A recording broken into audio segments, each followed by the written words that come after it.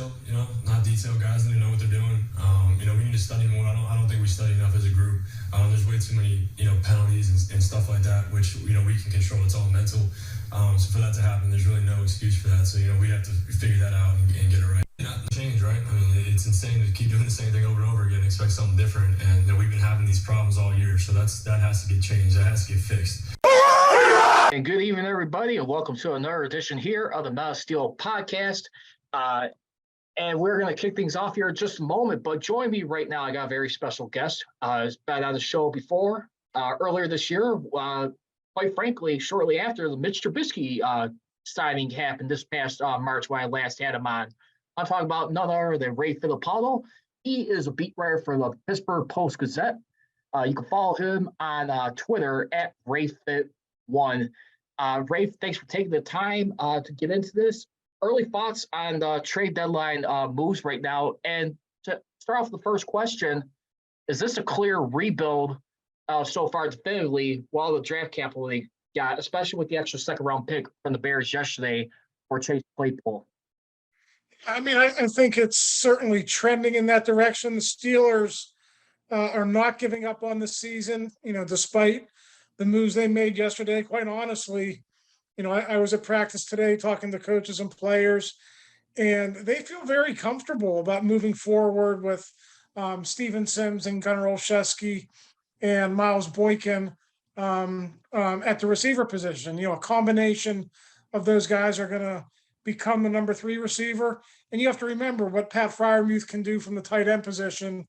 He could also serve as a slot, which is where Chase Claypool got most of his touches and most of his catches. So when you look at it from that perspective, they don't view it as a rebuild, but when you can get that type of value for a guy like Chase Claypool, what's trending to be an early second round pick somewhere in the high 30s to low 40s, I don't know how you turn your back on that if you're Omar Khan. So, I think this is a big thumbs up for the Steelers front office. I think you're not going to call it a rebuild, but anytime you can get draft capital to sort of restock your roster around a young quarterback, I think it's a good thing.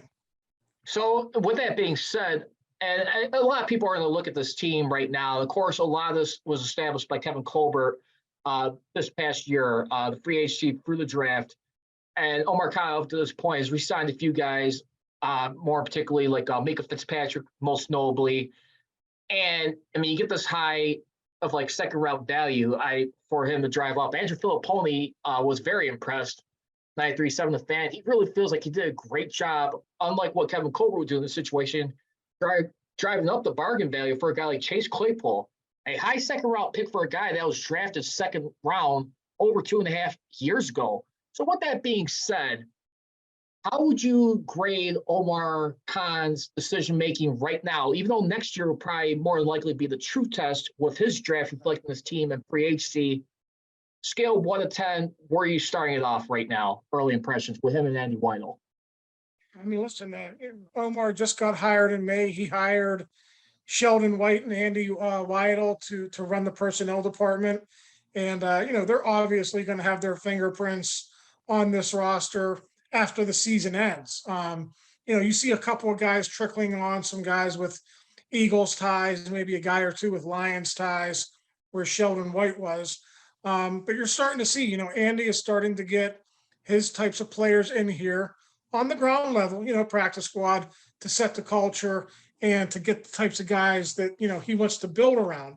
But obviously, until this season ends, until they can cut some guys, until some contracts expire, you're not really going to see the true effect of a guy like Omar Khan or Andy Weidl. They're going to prepare for free agency. As soon as the season ends, they'll prepare for the draft. And then, we'll start to see the quote unquote rebuild begin after that. So, you see the beginning stages of it right now. If you want to put a number on it, I'd give all those guys an 8 or a 9. I think they're doing what they got to do right now to prepare for the most important part of this rebuilding, which is going to come once this season ends.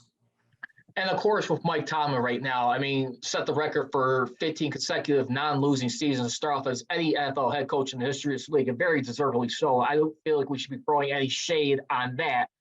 But at the same time, too, he is beginning with a heap of criticism as of late. Failure to hire inept, highly smart, tenured coaches, more particularly on the offense. This has been like a 5-year trend now. They moved on from Todd Haley, even during Ben Roethlisberger's playing career. And even after the Eagles lost in the week before that, more particularly after the Eagles, he was asked if they're going to make any changes, like shake things up on the coaching staff. Earlier, he was quoted as saying, "I'm open to doing anything that makes us better."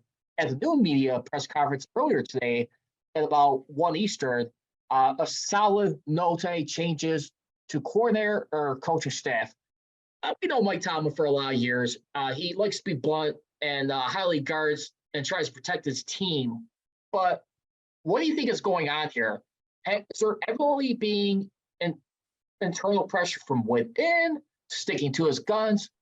What do you think of that right now, where it's looking like a negative reflection? I mean, as far as like slowly, as you said, it's not a rebuild, but it's going to a place they haven't been to in a long time before they got Ben Roethlisberger. Your thoughts as far as like sticking to the coach's staff right now? Listen, the fans want change. They don't like Matt Canada. They don't think he's produced. I mean, listen, look at the numbers. He hasn't, but you're 8 games into the season, you got 9 games to go, and you got to look at the pros and cons of making a change. Would there possibly be some benefits? Sure. You might get a better play caller if you switch to a guy like Mike Sullivan. You might perk some of the guys up in the locker room who are frustrated with their roles now or frustrated with the direction of the offense. On the other hand, you have to think about, okay, I'm going to make a change, but we still have to run the same offense. Mike Sullivan, if they name him a coordinator, he wouldn't be able to install his offense. He would merely be, rearranging the chairs and calling the plays that Matt Canada drew up. So in that realm, you sort of look at it and say, well, why would we do that? So there would be pros and cons to it. Mike Tomlin said earlier today, as you noted, that he's not going to make that change, at least not during the bye week. So, we'll go from there. But listen, I just think fans have to come to the realization they got to ride it out. They're going to probably continue to struggle on offense.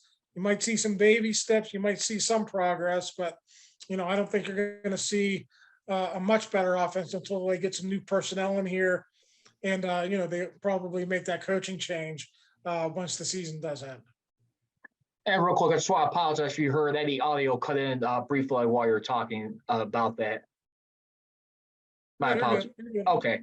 So what's on that point, though, too? A very former Hall of Fame coach, more recent as of late. Ironically, the same number of years that Tomlin has had non-losing seasons. His predecessor, Bill Cowher, you could always see him on CBS Sports, the NFL Today show right there. Following the game, here was his harsh criticism and concern for guy. Hey, Pickett, I'd like to hear your reaction to this. Let's first play this clip real quick. You're transitioning into a new quarterback, okay? And right now, I get worried about his confidence because I've seen this happen to other quarterbacks right now. Take the ball out of his hands. Don't ask him to do as much as you're asking him to do. I know we have these receivers and everything else. It's not about the receivers. It's about a philosophy on offense that says, listen, what's the best part of your team? It's going to be your defensive side, but that gets worn down after a period of time. There's no margin of error there. You have to somehow shorten the game with this quarterback, and it goes back to running the ball. I'd put him back under center. Don't subject him to being back there and getting sacked 6 times today. And that's a good defense. I get it. But you're right. The Saints that's a good defense too. Yes. They're fine this week in and week out. So again, the same from the beginning. You're 2-6. Understand it's a period of transition. Yeah. What's in the best interest to develop this quarterback, who's your quarterback of the future, without destroying his confidence. There you have it, Ray. What do you think? Do you think he's got a valid point where you could potentially ruin his growth with his confidence going forward in a situation like that? Do you necessarily agree they have to go back to running the ball a little bit more, or what's your reaction from hearing that? I mean, listen, schematically, he's correct. The ideal situation for any rookie quarterback is you surround him with a good offensive line and a good running game, and you limit the number of times that he has to drop back and make plays as a passer. They don't have that. I mean, I'd like to tell you they do, but they just don't have that. So the Steelers got to try to, manufacture ways, to win on first down and to win on second down so they can make Kenny's job easier. I will tell you this, about the speculation that his confidence is going to be destroyed or anything along those lines. That was a topic in the last few days at the facility during practice. Quarterbacks coach Mike Sullivan is not concerned about that at all. He feels like Kenny Pickett has great makeup.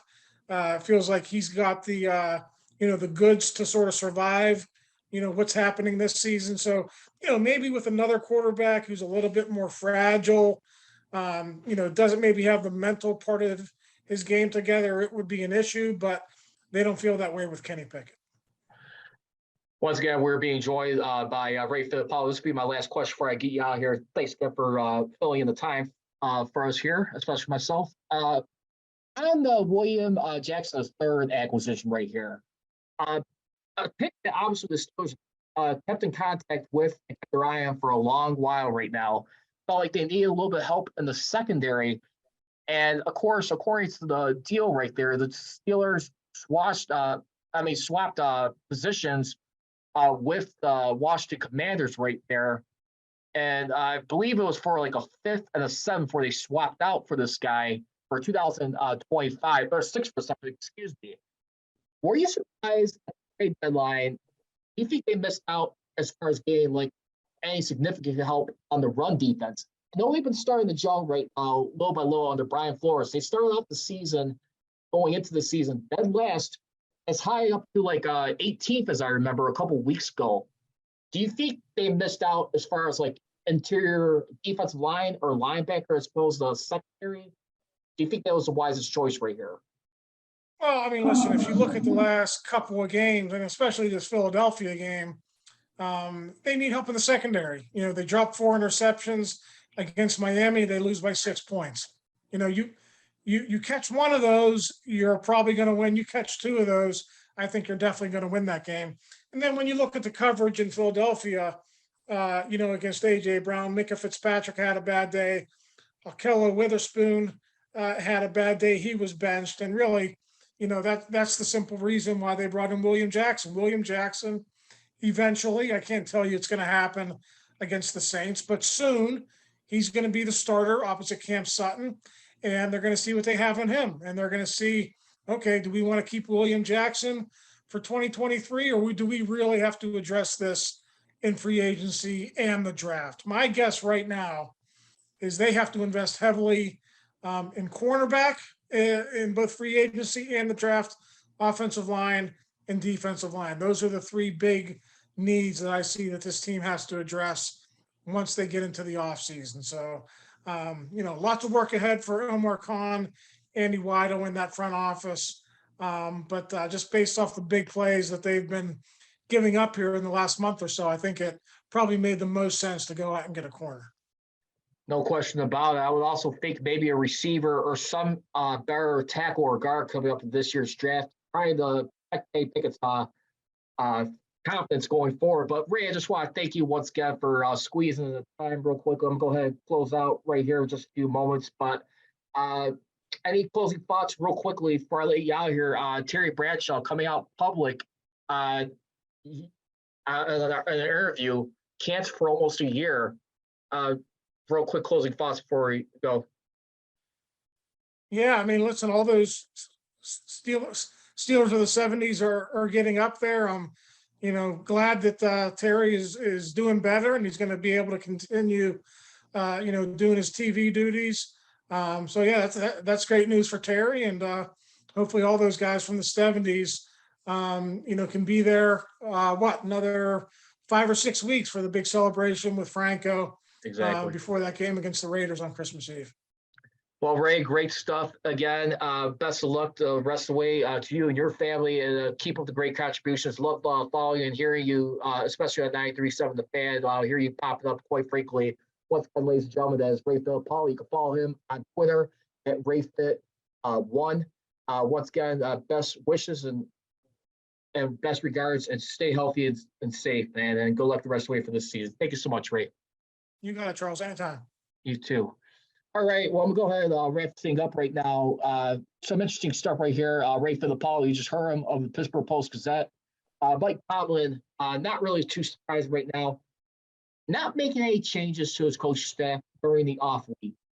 And right here, Mitch Trubisky, too, who spent a little bit of frustration. We've kind of seen this with his time with the Chicago Bears, too. And not really surprised he spoke out of this. He's basically saying, as regards to the situation with the Steelers, you're seeing the same thing when I was in there. Trubisky said the offense under Kenny Pickett. We got back to the fundamentals, eliminating penalties. Everyone being on the same page. 11 guys playing as one, find ways to score and get some points. Furthermore, on 93.7 The Fan, much like the current starting quarterback, Mitch Trubisky, he didn't filter his thoughts when asked about the current state of the Steelers on Tuesday. And basically that was quote he was saying, but he also did add that we're moving the ball a little bit. We got to be better in the red zone, better on third down. I mean, which has been the key things in that. I'm just going to go ahead and tell you my thoughts real quickly. I thought Chase Claypool, a win-win for both sides, more so for the Pittsburgh Steelers and the Chicago Bears, apparently in this situation right here. I mean, the Steelers, who would have thought? For a guy like Chase Claypool, his services, obviously he was not being utilized properly this year on the offense. There was a lot of players kind of like lashing out, airing out some frustration. You heard that in multiple games, even after the Browns, the Dolphins game a couple weeks ago, saying that they need more go balls, splash plays, basically. We're over a week ago, I should say, excuse me. But anyway, we look at his time here with the Steelers. His highest was 873 receiving yards so far. And like I said, the only closest he's been was 860 yards the following year. Of course, he's a member for that incident on the field versus the Minnesota Vikings on Thursday night football, where the Steelers were trying to make an insane comeback in that Vikings game, which was on Fox at that time. The Steelers in that game, they were down as many as 29-0. And the Steelers were able to, in that game, outscore the Vikings 28-7. Still came up short. Ben Buster was a strike away from getting a touchdown, then just playing a 2-point conversion to tie that game. But remember, during the aftermath, you remember Chase Claypool, who caught, I believe it was a first down pass, went to go show off with the ball real quickly instead of hurrying up, trying to spike the ball and killed more time off the clock right there. It was a 38-yard completion, I believe it was. And basically ended up losing the game right there, 28-36. Still made the playoffs that year, but listen, I'm not sure if I really disagree with Josh Roundtree or not, where he was saying that this trade really had nothing to do with how he was acting with his teammates or in the locker room or just coming off like negative.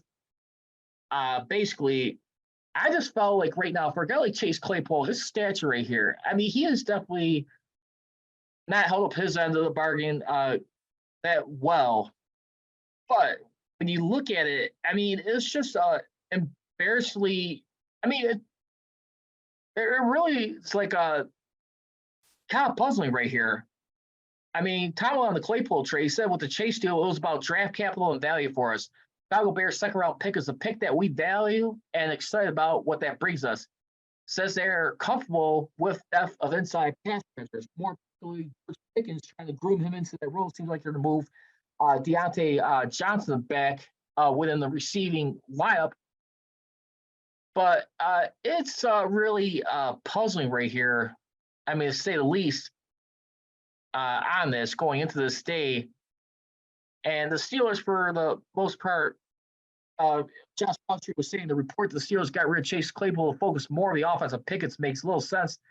They have different skill sets and are used in different positions and situations. He also further says this is a move for the future, but it's not a shot at fixing current issues. I beg to differ. I mean, listen, I mean, you saw the pictures online on Twitter right here. I mean, Chase Claypool bonding with his teammates. But at the same time, too, when you're not, I mean, performing up to your level, and more importantly, the way Matt Canada has not been utilizing everyone properly, getting more involvement, I mean, with the targets on this team, this offense, trying to get an identity, like Bill Cowher said. It is very surprising. I mean, when you look at it, I mean, just think about this for a second.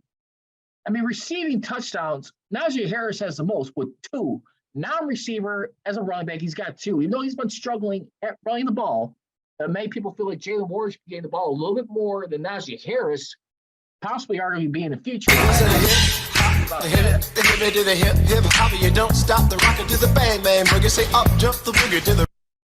As we look at it, but for the most part, listen, I mean, Chase Claypool at that time was tied with George Pickens as the only other receiver with 1 touchdown this year. And you look at the amount of targets right here that has been going on. Deontay Johnson still has most with 76. I mean, Chase Claypool was second on there with 50.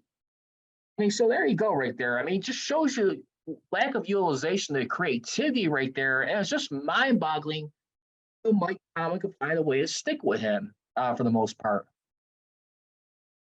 And I just got to say that. But in regards to William Jackson III, I think it was definitely a good solid pick right there. I definitely do agree with Ray Fittipaldo in the sense where the Steelers, they did need more help at secondary as of late. They were dropping a few interceptions, more particularly in that Dolphins game. I mean, Mika Fitzpatrick leads away with 3 as a free safety, and Cam Sutton with 2. And, of course, Killer Witherspoon and Levi Wallace. I mean, both guys who been doing solid, but not significantly enough. But here we are. I felt like the Steelers should have had a little bit more help on stopping the run more.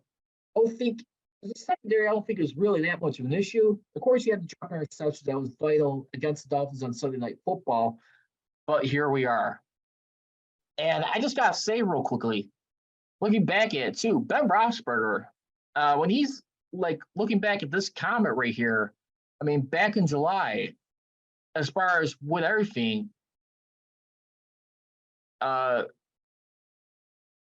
on, like I was just more me first players. He says, I feel like the game has changed. I feel like the people have changed in a sense. Maybe it's because I got spoiled when I came in. The team was so important. It was all about the team. Now it's about me and this, that, and the other. Do you feel Ben Roethlisberger was justified with these comments? Unfortunately, I think there's a little bit of truth to that right now. You see players lashing out a little bit more, and this is just frustrating to watch a team right here who's like little by little breaking down. I mean, at crucial moments right now. I mean, Grant, I mean, this will be Mike Tomlin's biggest challenge to date right now to like still stay competitive. Though they insist they're not waving the white flag for this season, but when you start compiling up draft picks, I mean, for the most part, they got 7 total draft picks going into 2023. They got 4 in the top 100. Currently, they're supposed to be projected at number 4 overall in the first round, 35th and 43rd in the second round, and 69 in the third round, which is pretty significant right here. I mean, when you look at where this team has been, pretty high up there, especially that third round pick right there, too. So, again, I mean, you're being projected to be like about like the 5th pick in that third round. Very awesome right now. I mean, I doubt they're going to try and use that capital to finagle, trying to move up.